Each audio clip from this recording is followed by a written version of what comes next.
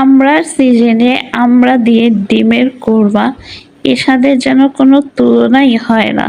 আসসালামু আলাইকুম, welcome to my cooking channel. যশোরের মানুষের একটা ফেমাস রেসিপি আমড়া ডিমের কোরমা। প্রথমে যেটা করতে হবে, আমড়াটাকে সুন্দর করে ধুয়ে নিয়ে এটাকে ছিলে নিতে হবে।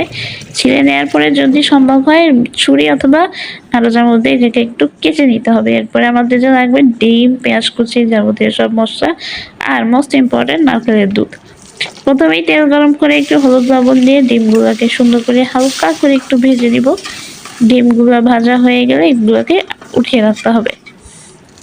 এরপরে তেলে গোটা গরম মশলা, একটু পেঁয়াজ কুচি দিয়ে এটাকে কিছু সময় নাড়াচাড়া করব। এরপর এখানে দিয়ে দিতে হবে পেঁয়াজ বাটা, আর সাথে হচ্ছে আদা বাটা, রসুন বাটা, সবটা একসঙ্গে দিয়ে খুব ভালোভাবে মিশিয়ে একটু কষিয়ে নিব।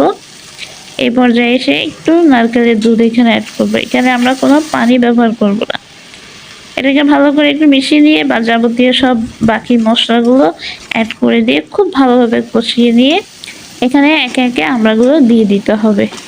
আমড়াগুলো দিয়ে এটাকে ভালোভাবে মশলার সাথে মাখিয়ে নিয়ে অনেকটা সময় নিয়ে এটাকে রান্না করতে হবে। কিছু সময় রান্না করে নেওয়ার পর এখানে একটু কিছু পরিমাণ নারকেল দুধ এখানে আমরা অ্যাড করব। একসাথে পুরোটা আমি নারকেল দুধটা নিব না, কারণ যেহেতু আমরা সেদ্ধ হতে অনেকটা সময় লাগে, এই জন্য অর্ধেক অর্ধেক করে নারকেলের দুধ দিয়ে এটাকে রান্না করে নিতে হবে অনেকটা সময় ধরে। এখানে দেখতেই পাচ্ছেন খুব সুন্দর একটা কালার চলে আসছে। এই পর্যায়ে আমরা বাকি নারকেলের দুধটুকু একসাথে দিয়ে দিব।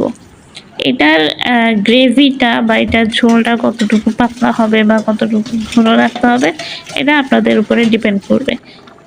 এরপরে এটা যখন কিছু সময় রান্না করার পরে এখানে কিছু কাঁচামরিচ আর গরম মশলার গুঁড়া এখানে অ্যাড করব, করে আবার এটাকে ভালোভাবে একটু মিশিয়ে নিতে হবে।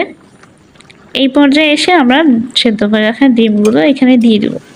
দিয়ে এটাকে খুব ভালোভাবে আবার একটু নেড়ে চেড়ে মিশিয়ে নিয়ে রান্না করে নিতে হবে।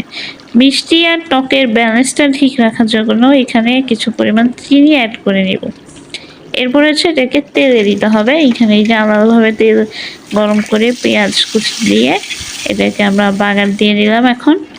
এটাকে এখন আবার একটু ভালোভাবে মিশিয়ে নিয়ে কিছু সময়ের জন্য চুলার উপরে রেখে দিয়ে এটাকে আপনি সার্ভিং বলে সার্ভ করতে পারবেন। এই যে আমাদের আমরা ডিমের কোরমাটা হয়ে গেছে। এটা হচ্ছে খুবই মুখরোচক একটা খাবার। আমরা সিজনের সব রান্নাগুলো এরকম হয়। তো এরকম আরো ভিডিও দেখার জন্য আমার পেজের সাথেই থাকবেন। ধন্যবাদ।